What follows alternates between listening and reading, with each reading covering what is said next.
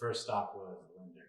Yeah. Maybe you can talk about how that process went. Yeah. Well, so I'm not very financially savvy at anything. Yeah. Well, this is where we didn't really think we'd be able to afford this yet. We were saving up for a good sizable down payment.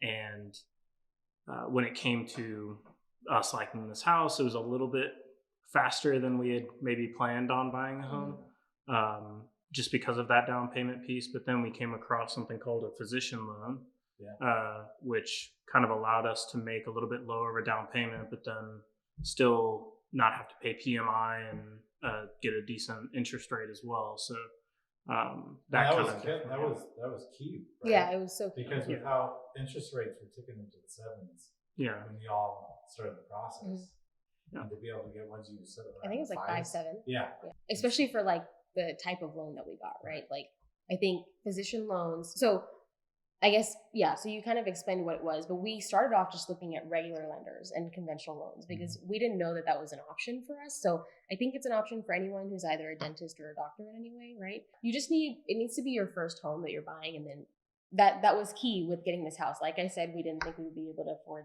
this, but with the physician loan, we were able to not have to put a down payment, and we were able to put whatever we could and not have to pay that PMI. So, I mean, now it's just a monthly payment, which is great.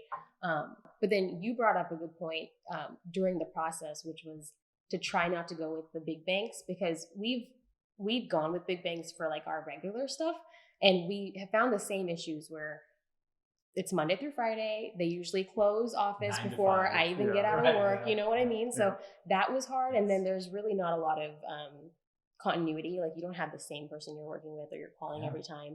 So that makes it difficult, especially for someone like me who has no idea. Talking to the assistant in another country. Exactly. And you get a business card every time you walk in and you walk out, and it's a different person every time. So this was nice because number one, he was a specialist in what I was looking for. And number two, he did his research, like because he knew that it was a physician loan. When we emailed him, he had come back and he knew the medical school I had gone to, like everything. And I had to look at Russ. I was like, is this a scam? I was like, how does he know that? I never told him that. But he did his research, and he was 24/7 available for us, like via text, via email. And it was him or one other guy. And that made it really easy. As realtors, we try to insert ourselves a little bit into that process too, because there are maybe something that can happen with the deal that some lenders, you never know, right? Yeah. So if you get another set of eyes to kind of watch this for you. Yeah. Who's like in your court, right? Like you had no reason to not be on it. So anybody you can get that's just like. Second on the ball.